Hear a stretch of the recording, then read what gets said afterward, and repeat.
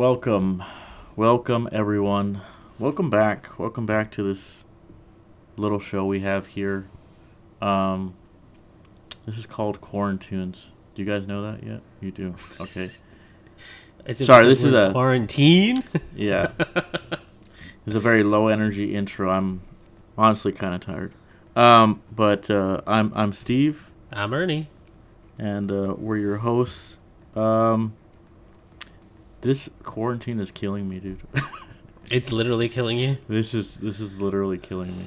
No, I'm about to run out of toilet paper. I think I said like 2 weeks ago that I'm almost out, and I'm on my last roll as of right now. So I think Jesus I think you Christ. should be able to go and order it from like Target or something now. I went on Amazon and I was like, oh, I could probably just order it off Amazon, and you can. I just don't know how fast it's gonna get here. So I might have to go out and make the trip.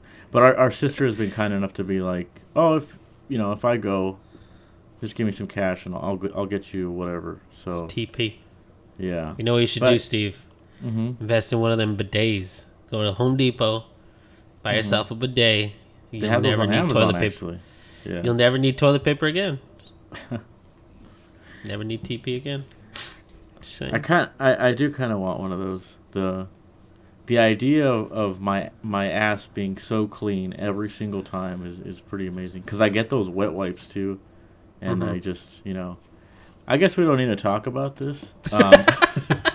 Believe it or not, I have to say, a lot of these conversations that people are having right now are exactly like what we're having right now. I would imagine Because a lot of these issues that didn't used to be issues are just being brought up right now, right? Mm-hmm. So like back in the day, or like just a couple months ago, it was like, there's no way.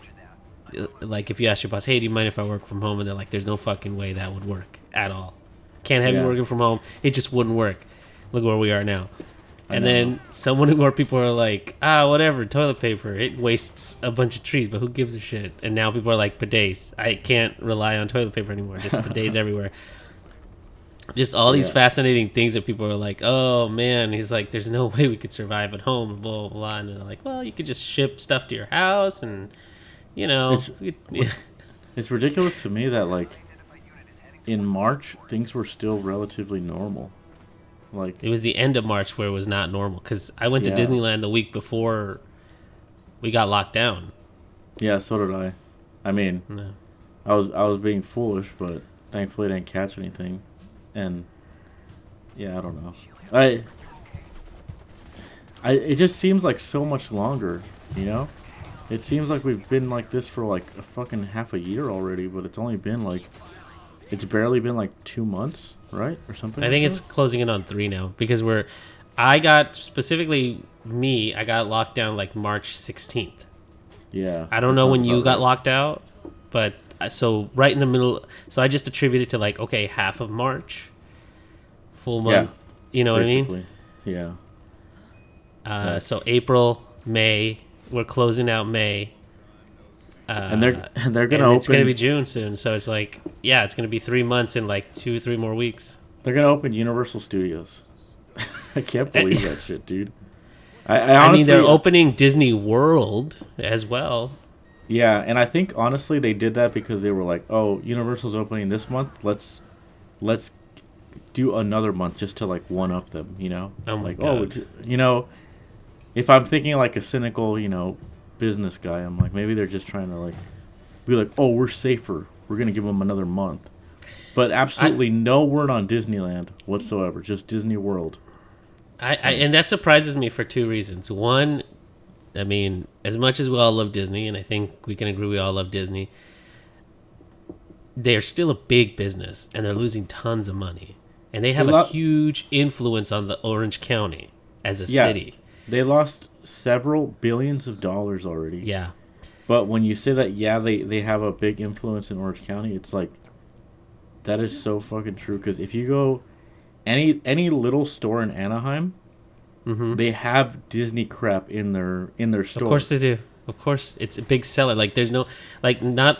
I'm talking about like they could probably, if they wanted to, reopen tomorrow, if they wanted to be, dicks about it, and they could just probably tell all the the council members there to like be like, you're all gonna vote to open the state, or you're all gonna open OC up right now, because the OC is further along in the phases than LA County. Well, okay, so what I mean though by they have Disney stuff in their place, if you go to the hotels, they will just have like a Mickey and a Minnie plush like in the window. Or if you go to like a little shop, like any little shop, like mom and pop, they'll have like some sort of Mickey plush like on the Of course they will. Yeah, it's like it's so embedded in that city. Like they're so proud of it. They should just call the city, like, instead of calling it Orange County, they should just call it Disney Presents Orange County. Well, specifically Anaheim. What it is. Yeah. Specifically Anaheim. But like hotel rates and everything is just goes up like 3 times because of Disneyland. Like you don't have to tell me. You don't have to tell me, man. Like once me and the wife did a staycation, before all that stuff was built, before the Anaheim Convention Center was like built out and everything like that, we did a staycation at the Sheraton, like in the middle of the week. And the reason we did that is because like we saw the prices for like Friday to Tuesday and stuff. Like those are the big times that people come in, skyrocket. You're talking like $300, $400 a night. And, we just stayed there because it was like, we just want to be at the park early. But we couldn't afford to stay. Like, if you've ever want to stay at the Grand Californian, it's fucking like $1,000 a night on the weekends. So we're like, no, thank you. But also, the second reason I was going to say is that I'm surprised that they're not opening is because a lot of the population that's been protesting and saying we want to open back up all have been OC people, like here in LA. They're like, reopen everything, please. And they're all from like Orange County and shit. I was like, that city definitely wants to go back. So I'm surprised that they've been able to hold out as much as possible. But thankfully, people who are smarter and don't give a shit that was like, well, okay, my hair is a little long. That's fine. I'm really curious as to like, let's say Disneyland opened tomorrow. It's like, who's going to that, you know? Dude, like droves of people would go to that. Are you kidding me? Like I saw this. I don't remember where it was specifically. I don't know which city, which state, or everything. All I know is in the U.S.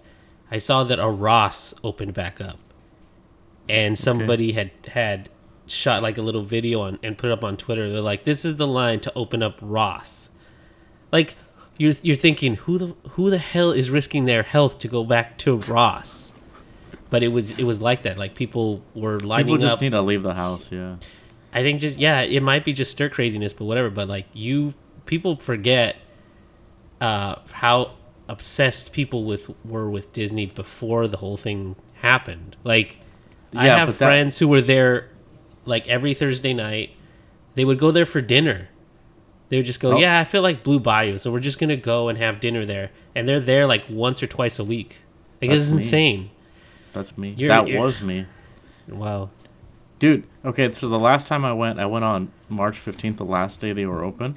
Mm-hmm. Just because I was like, dude, if they're going to close, I have to go. I just want to go, and take some pictures. Mm-hmm. And I went, and it was fucking empty, dude. I've never been to the park when it's been that empty. And I kept hearing, like, when I first got my pass, I kept hearing, like, oh, in January, in March, it's dead. Like, there's nobody there. I had never encountered a day where it was actually empty, except for that day. And I don't know if it was, like, people were actually scared of the virus at that point. I don't know. I want to say it was, but I'm not sure. Or maybe they were just, like... I don't know. Anyway, there was several rides that I just walked onto. So as far as like catching something, I wasn't really scared. I was just like, okay, nobody's here. Like literally, there's no one here. I didn't even buy anything. I was just walking around for a bit, and I got on Winnie the Pooh because it was just empty. I got on all these rides that I've never been on just because I was like, oh, it's just I could just literally walk on. There's no line. It was crazy to me. But I think at that point people were already put on lockdown. Like I said, we did it We weren't on lockdown yet. No, yeah. I remember because the weekend before I had gone to Disneyland, there was definitely less people because they had already started implementing things like social distancing, and they were like, people were cleaning the place, and a couple, like, not a lot of people, but people were wearing masks already. No, but that was the point where, like, if you were wearing a mask, people would fucking stare at you. Yeah, you know? no, definitely. That's what I'm saying. Like, some people were wearing masks. More of the people that were wearing masks were tourists. Yeah. Because you could tell, like, now I don't want to stereotype any culture or anything, and you just tell some people who are tourists to California and who aren't. Like, you know what I mean? Like, a person who comes to California, or to California Adventure every day isn't, like, doesn't have 3 backpacks and, like, a map out and all that kind of stuff. Like, you know what I mean? But some of them were already wearing masks, and that's why people were like, oh, who are they? Blah, blah, blah. But I think people started getting locked in. Like, their jobs told them go home and blah, blah, blah. I think they started not that Friday that I got sent home, but, like, that Monday. Some people already started locking people out. So I think maybe that was it. My question is, let's say they opened up tomorrow. Do you really think that all those people would go back? I mean, I guess, because I'm judging it by the last day that I went. Yeah. But I don't know. It's because it's Disneyland, dude. It's different. I still stick by my original statement. I think a lot of people would go. It probably would be packed, but the only reason I'm saying it's different is because it's like, it's on a beach where you can just go for free. You know, okay. Here's another question. Let's say they only opened for annual pass holders. How full would the park be, do you think? It'd be packed. You think it would be packed? Oh, hell yeah. Only for annual pass holders? Yeah. Like, I mean, think about it this way. They have, I think, in my head, I think they've sold in enough annual passes to people that if everybody showed up at once, they'd have to turn, like, half the people away. Because most of the annual pass holders, they had to invent a tier system. It was like, oh, you have a pass holder? Which one? Because this one doesn't let you go in during the summer, and that's what I mean. Like, if they were like, oh yeah, everybody show up, I think it would be packed. Like, they'd be packed for 2 reasons. 1, I think there's just a lot of people, but 2, I think Disneyland would open and be like, we're only filling it to like half capacity. Well, they're only going to do 30% capacity. Well, there you go. Yeah. Yeah, that's what I mean. So that's the other thing too. Is like, let's say I do end up going, it's like only 30% capacity, which is like a ton less people than there would usually be there. Right. So like, anybody thinking like it's gonna take forever to get on stuff because you're gonna be like, they're gonna have to have empty seats and stuff. It might not be. I don't know. I mean, if I'm being completely honest, I wouldn't go. I'm way too scared of getting fucking sick, dude. Like. No, I've heard that you can get it twice. Yeah, and the stories of people that have, like, recovered, I'm like, dude, just because you recover doesn't mean it's not fucking hell, like, when you go through it, you know? It's like, whatever. Anyway. I'm done talking about this depressing shit. Steven, what have you been playing this week? Yeah, how about that for a cheery? The one upside from all this is that I have way too many video games to play, okay? It's true. Yeah, today, actually, I know you bought Shantae. Shantae 5 came out today. Oh my gosh, she sure did. And then, out of nowhere, dude, I had been looking at this game called Sludge Life. It's a Devolver game. Oh, you're speaking my language. Me and Steve love Devolver Digital. Yeah, and it looks like, I don't even know how to fucking describe it, but you're basically a tagger and you're going around spray painting stuff. So it's kind of like Jet Set Radio without the skates, you know? Yeah. But it was supposed to come out in April, and it got delayed for obvious reasons. And then just today they were just like, you know what? It's out, and it's free. So you can just go download it for free right now, which is insane to me. Specifically from the Epic Store. That's the only place it's free. Epic Game Store. They got me with that free game, and I was playing it today for like about an hour. And it's super cool, dude. I love it. I just love how, like, visually artistic it is. It looks like you're playing a game on an old CRT monitor, and the graphics are like PlayStation, like a little bit better than PlayStation. That's cool, man. It's all the colors are cool. The character designs are cool. It's just like a really it's kind of, I want to say cyberpunkish, where it's like a Mm-hmm. corporation is like oppressing some kind of society. You're But speaking my language. I wouldn't say it's so cyberpunky. It's kind of just like you live in like a dumpy, slummy area. But it's really cool, and I would say check it out. It's a very unique experience. Um, how is Shantae? So I've played about 4 of these Shantae games, which is Risky's only- Revenge, which I actually didn't really like.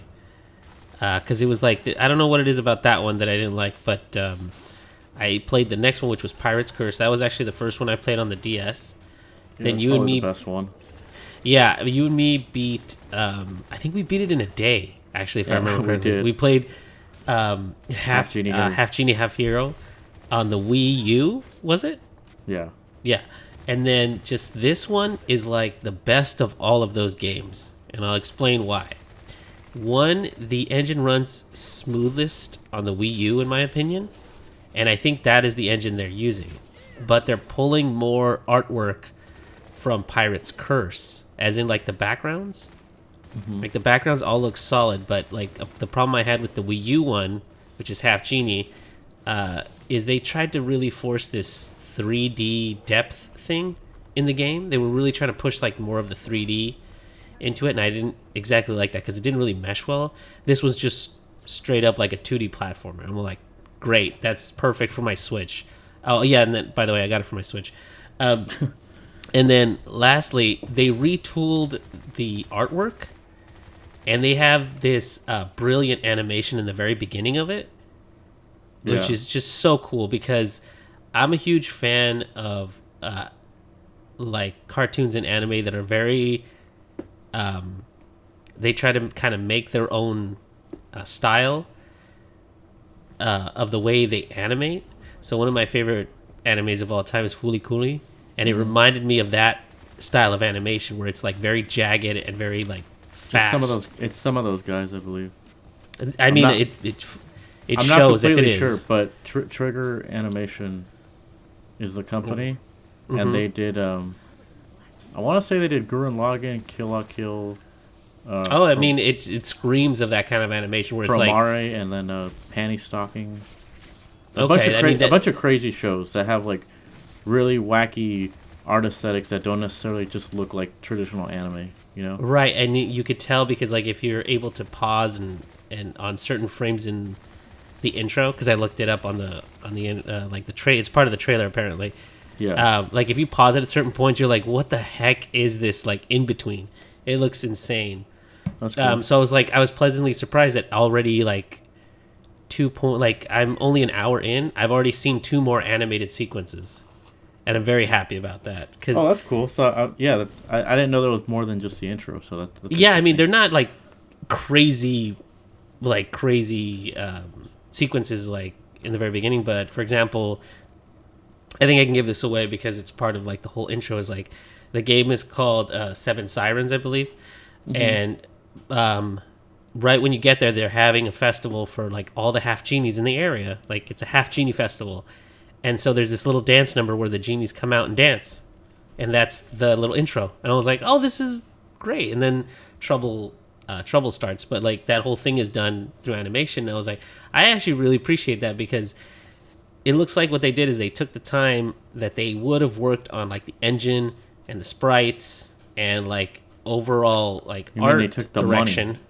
They took the budget Yes, for Steven, the that. money. No, I mean, like, they already had that set. They were like, well, we're just going to use all this stuff and obviously make some new, like, obviously it's a new dungeon, some new bad guys and everything, but we're going to spend a lot of time on, like, animation and this kind of stuff. Because it's a lot more story than we usually get out of these games, I gotta say. Okay, sure. Because Half Genie, I was just like, I don't even remember what that story was, to be very honest. Well, the end of it was like she was like, "Who's my mom?" or something. Yeah, and I don't even That remember what. I was like, great. I mean, I think the one I remember the most is probably Pirate's Curse because it had, what's her name? Risky Boots. Risky Boots. Like she was a big part of it, and she's usually just like the bad guy in it. You know what I mean? That game is so good. It that really one- is. It's the kind of game that you're like, oh man, if I had just gotten all the hearts, I would have gotten this slightly altered ending. It was, and I went back and did it just to do that. what I really liked about Pirate's Curse though was that it had really good direction, because like half Genie Hero was also great and had really addicting gameplay. But what I didn't like about it was that there was a lot of these like transformations you could just buy that were optional. That were like, I was like, I guess that's cool, but they don't really feel as important as the ones in Pirate's Curse, you know? Like in Pirate's Curse, those are like, they move you forward. Yeah, it felt a lot more like a Metroid game, you know, where it's like, oh, you need this ability to get up here, whereas like some of the abilities in Shantae don't even get you anywhere. They're just like, oh, this is like a cool attack, or like this is like, I don't know. Not to mention, I totally know what you mean, and here's the perfect example. One of the ones that you can get breaks a lot of the game, and it's the bat. Right? Yeah, the little bat bird thing. Like, you just literally, like, all these different places where you and me were having trouble because the platforming was really difficult. As soon as you get that bird, all that shit goes out the window because you just fly. You just fly through little levels. I mean, it was still a good game, but yeah. Yeah, I know. I feel like this one is like, the first thing you have to do is, like, you're on this island at this festival, and the mayor tells you, hey, can you go grab all the genies? We're going to start the ceremony. And you kind of just have to find your way there. But already I've liked that because the genies all have their own little personalities, and it seems like they all have different powers.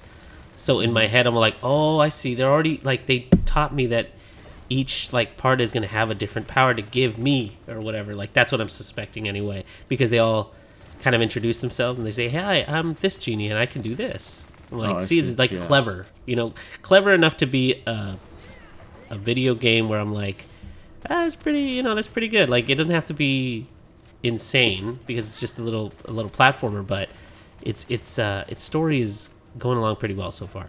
I've been playing a lot of shit, obviously, but I was gonna mention that I actually ended up just pulling the trigger, and I ended up just buying an Xbox controller, but not just any Xbox controller, Ernie. I got those.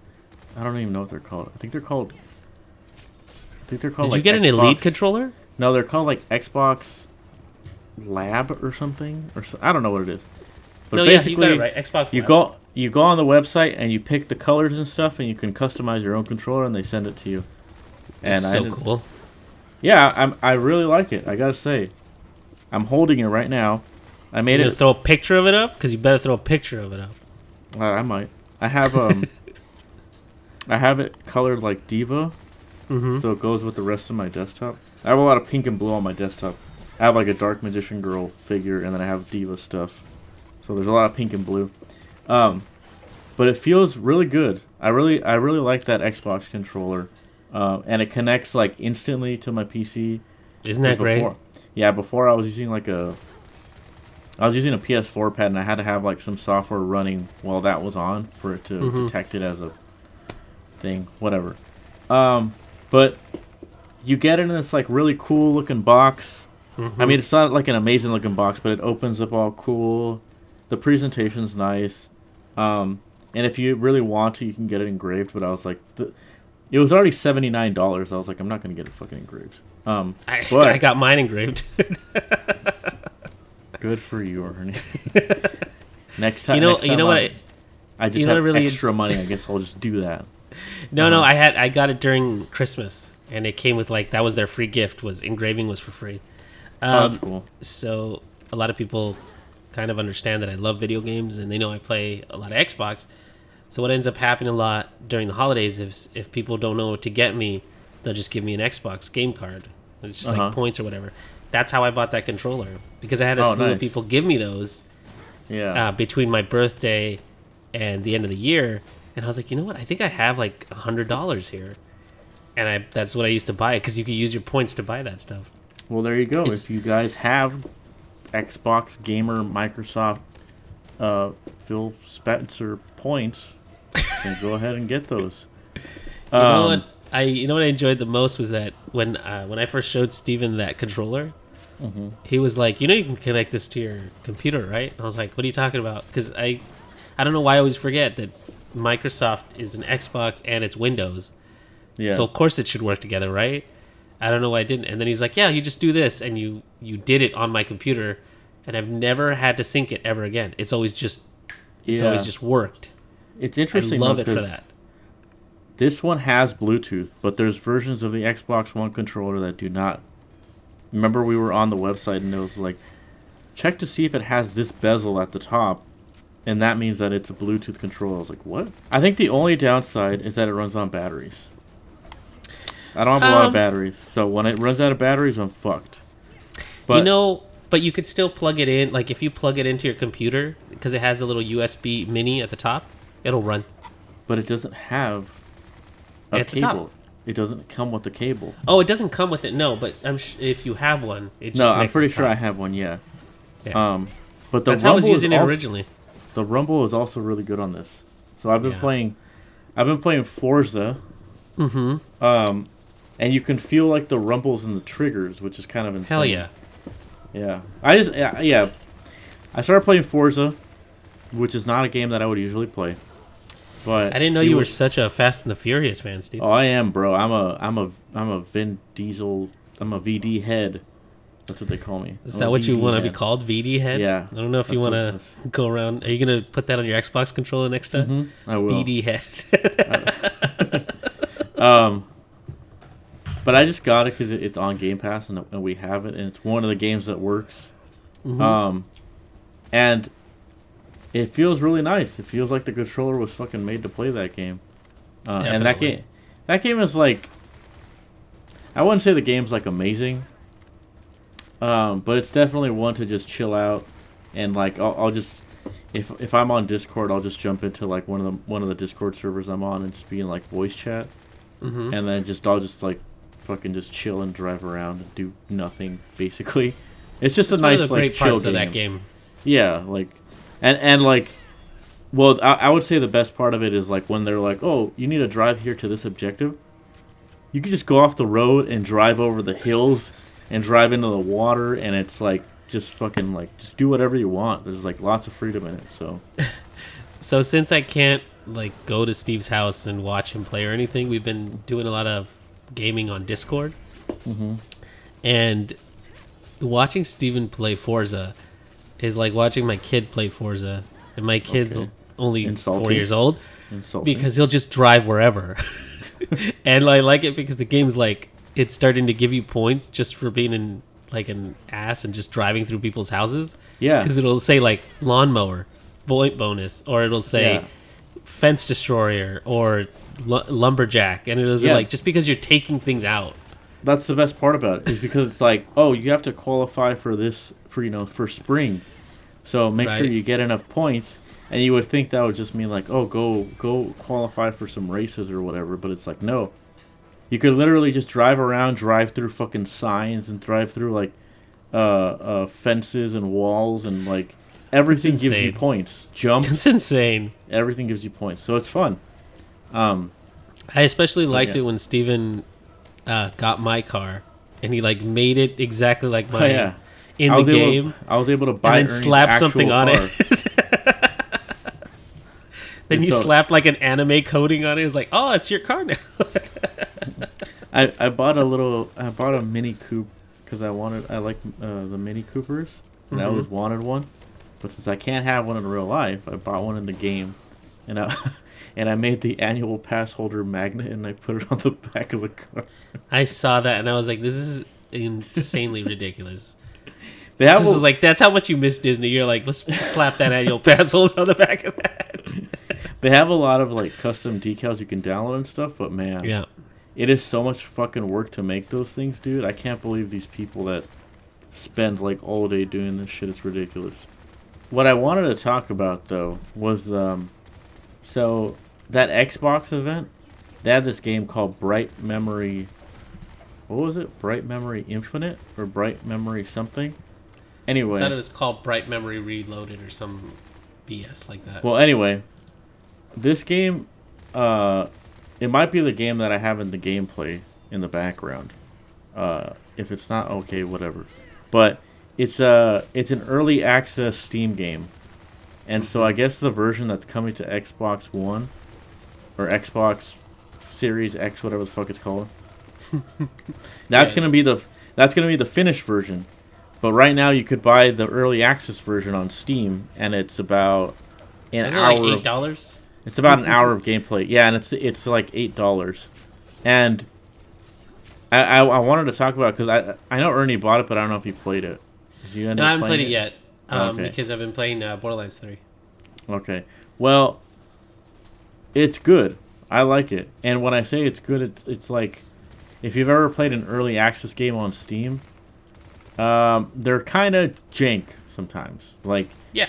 there's a lot of them that will follow like a certain formula, like, oh, this is like a clicky game, or this is like a 3 in a row puzzle type of game, or this is like some other game. They all follow like kind of like these formats. Mm-hmm. This one was really impressive, I gotta say, for an early access game. It's gotta be one of the most impressive ones I've played. It still had like the usual problems, like the animations on like the characters was a little bit off, and like some of the voice acting was like whatever. You know, maybe the story wasn't there yet, but the core gameplay and the core mechanics are like actually like pretty addicting once you play it enough times. Like I played one playthrough of it, and I was like, okay, it was pretty cool. But you know, I died a lot, and it was kind of hard to get used to the controls. The second time I played through it, I already was in tune with the controls and stuff, and it felt way better. It felt like I was like being rewarded for learning how to use the mechanics of the game. You know, it's like a Funny it's like- because you're sounding more and more like when we play through like a Devil May Cry. kind of, yeah, to a certain extent. You know, it has a ranking system like Devil May Cry. Mm-hmm. So like when you're shooting stuff, it'll go up to like triple S or something or whatever. Mm-hmm. So it's definitely inspired by that type of game. Right. But it's crazy. So if I were to describe it, because I haven't even described the game yet, it's like it's a first person shooter, but you also have a sword. So while you're shooting these guys, you can bust out your sword and like start slicing them, and then you also have this power where she puts her hand out, and like the enemies float in the air, kind of like BioShock. You know how like they had bucking Bronco, which would just like it would just hold you in the air. Mm-hmm. Yeah, so it's kind of like that. So once they're in the air, you can go up there and jump up to them and slash them and stuff, and you'll get like combo points. Wow. So yeah, it's really crazy. it's a very unique game. I haven't really played anything like it in a long time. So It's all first person, right? yeah. And then when you buy right now for early access, so it was $8 when I last saw it on Steam. Mm-hmm. I think it's like 15 regular price. You will get the full game for free when it comes That's out. crazy. Yeah. That is crazy. Yeah, that's a deal, dude. Like Right you now, just- I'm checking it right now. It's still $10 as of today, which is the 28th. It's still $10. they better pay us for this, because we're selling it. We're selling Really? it hard, bro. Oh, by the way, it's called Bright Memory Infinite, That's the one, yeah. Infinite, so that's yeah. what's going to be called on Series X. which is funny that you say Infinite because that wasn't that BioShock's last joint. Oh yeah. There you go. It's one of those games where like you definitely feel like it's got Easter eggs and references to other games, and it's been influenced by lots of other games, but just the way they actually mix it together is really unique, you know. So It sounds Yeah. kind of like a mash between like a first-person shooter and like a third-person hack and slash. Hack and slash, yeah. Yeah. So I kind of. guess my whole Devil May Cry comment might have actually held a little more water. You know than what I really love about like early access games though is like just the sense of not knowing what the fuck is going on, you know? Because Yeah. like when you play like God of War or like Last of Us, you kind of know what's going to happen. You're like, okay, Sure. I probably won't be able to jump. This cutscene or like this really slow walking section, it's probably hiding a loading screen, or like there's probably going to be a QTE or like a quick time event kind of thing somewhere around here. When it comes to like early access games, it's like you don't know what the fuck's going on. This wasn't made by some company. Like this wasn't this isn't some director that's like has to adhere to certain regulations or certain, he doesn't have to appeal to stockholders and stuff like that. He's Mm-hmm. just like I'm gonna make whatever the fuck I want, and that's what I really love about early access games. It's just the sense that like you really don't know what's gonna happen in this game because they have no motivation to go chasing the same things that like AAA titles do. Mm-hmm. AAA titles exist and that's fine. You go play those. This is an early access game. This is like whatever the fuck they want to do. This is madness, and that's the kind of shit that I love. So What's really, kind of crazy is I uh-huh. remember them saying like I like how you're saying kind of this this early access blah blah all this kind of stuff because now I'm looking into more of the development, and I remember them saying something about a one-man development team when they announced Infinite in this thing, and I was like, that can't be true, right? According to the thing, it's like Bright Memory is a lightning-fast fusion of FPS, blah, blah, blah. And it says, created by one-man development studio, FYQD. Uh-huh. And the reason they're pushing it so hard is this is all created using the new Unreal Engine. Oh, okay. So I was like, okay, I see. So they're really touting this as like, oh, look at what you can do. And this is just one dude. So this is like... That's crazy. I guess this is kind of them saying like, one guy with our engine can do all this. Kind of thing. And it kind of feels that way. It kind of feels like when you play the game.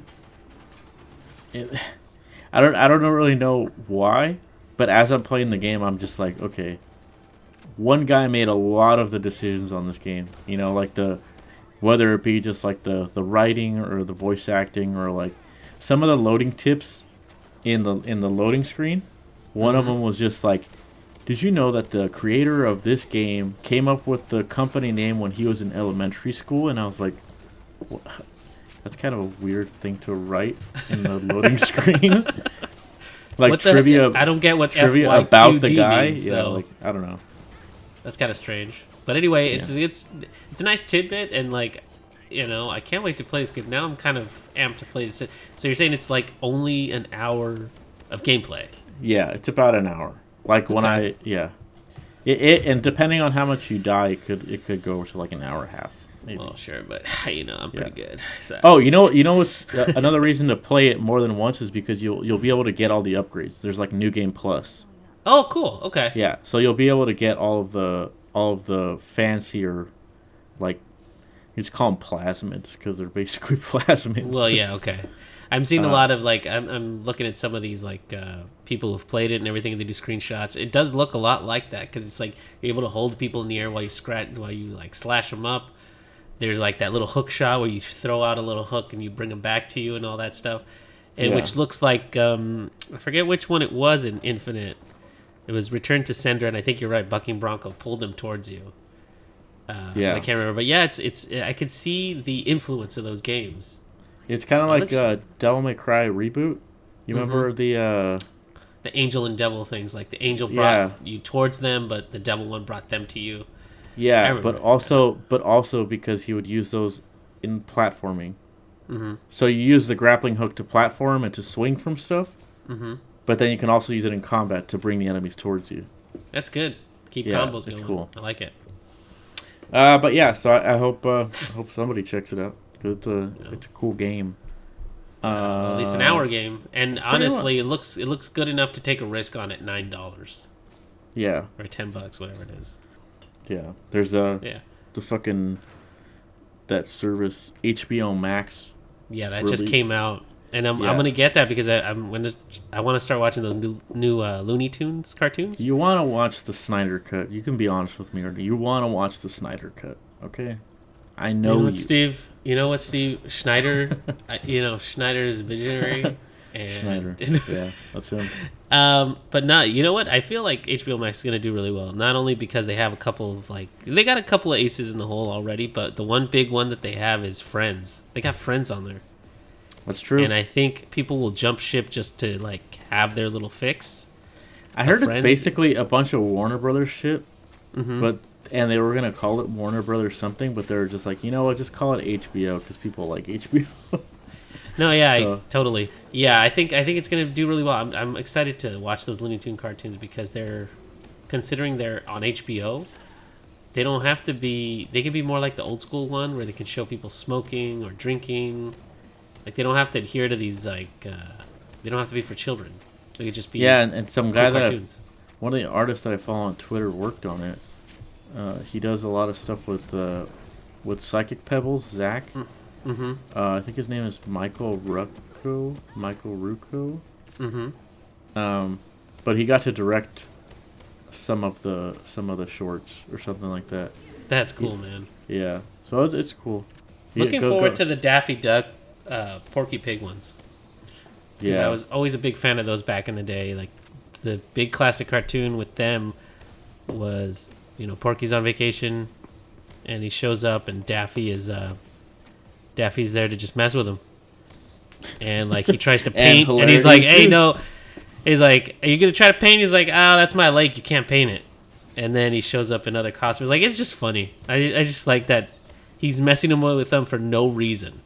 He's just an antagonist. You know what I mean? Yeah. I love those. Well, that's all I have to talk about this week. I don't know if you got anything else, Ernie. I don't know. I wanted to mention one more thing. I watched. I was on. It was 2 weeks ago because we skipped a week, but I was on another podcast called In Out Delete, where I guest starred. Star on that show. But I watched. What they do is they're just a bunch of editors who review a lot of movies. So they got a different take on stuff. I watched, or I made them watch, I should say, this Keanu Reeves movies from 1995 called Johnny Mnemonic. Okay. Now, I had really great memories of watching that movie when I was a kid, but that movie does not hold up at all. Because, like, there's these movies, like, to compare it to another movie that came out, like, around that time, is, like, Demolition Man with, like, Wesley Snipes, Sylvester Stallone, and Sandra Bullock. Mm-hmm. And, that holds up because their vision of the future is, like, it's very... everything's great, and it's all, it's so great here, and blah, blah, blah. But Taco Bell. Yeah, that's the whole Taco Bell meme, right? But, like, that future still feels plausible, even though I think it's like 2015 or something. Like, we've already passed it at this point. But this Johnny Mnemonic one is, like, it's such a bad representation of the future, which is...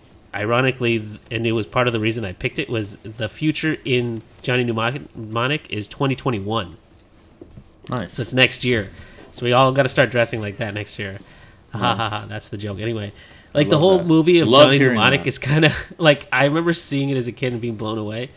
But essentially, the whole movie is Keanu Reeves is a human hard drive, and he has to take info from one place to another. Like, that's the whole movie. I remember it being so cool because, like, the beginning of the movie is like he opens his eyes because they transferred a wake up call from his hotel room into his eyeball, and like he could download all this information to his head. And it was the first time I'd heard the term gigabyte, because like the way that he transfers crap is that they've somehow tapped the human brain so they can use it as a hard drive. But you have to, like, relinquish your memories so they can store stuff in it. And so he has, like, 120 gigabytes of memory in his head. And that's how, like, he'll plug in the thing, and then he runs it across borders and all that stuff. That was a lot back then. It was a whole lot. That was, like, an unimaginable amount of gigs. But this is 1985. Like, I don't think I had heard the term gigabyte, like, gigs or anything before then. But, like, the whole movie turns into a big mess, honestly. And what's weird is that there's just random stars in it. Like, it's Keanu Reeves, obviously, but then there's Dolph Lundgren. Okay. And he plays, like, a Jesus that goes around assassinating people. And there's also that guy from Japan. His name's Takashi. Mm-hmm. Like, he's a big star in Japan, and he's in it for some reason. Like, there's no reason for him to be in it other than they needed, like, this big... Star power. I guess, but it's like, why would we know him here in 1995 kind of thing, right? Yeah. It's just such a weird movie. And I don't know if I'd put you through it, honestly, but the funny thing is is one thing that they pointed out over on the other podcast is like this was 4 years before the Matrix. Because the Matrix is 1995 or 1999 and this is 1995. So Will Smith turns down Neo, and then they're like, you know who else already kind of into that cyberpunk kind of thing? Keanu Reeves, so we'll just put him in it. It's just so weird to see that this movie is only separated to the Matrix by 4 years, and it's vastly superior. It's just, I don't know. I was so enthralled with it when I was a kid, because there's this big, like, the way they go on the internet is with their, like, Minority Report gloves and stuff. But man, none of that stuff held up. It's very boring, which is funny because like there's so much going on in it. Jeez, Ice-T is in it too.